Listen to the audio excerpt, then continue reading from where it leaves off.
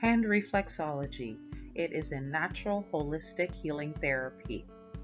Hand reflexology allows you to stimulate the reflexes or the nerve endings of the hands.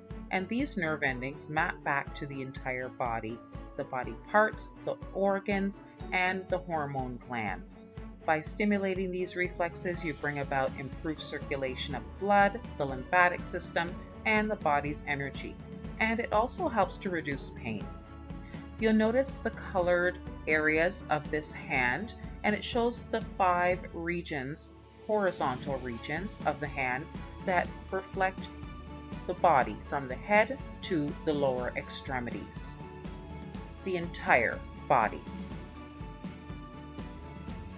Body systems that reflexology covers include the lymphatic system, the respiratory system, the sensory system, and skeletal, urinary, digestive, nervous system, the endocrine system, also known as the hormone system, blood circulatory system, reproductive system, and the muscular system. All these body systems are covered off in hand reflexology. You notice a hand map. It shows the dorsal as well as the palmar side of the hand. And this hand map shows you where all the body parts, organs, and glands are located on the palmar side, as well as on the dorsal side, or the back of the hand.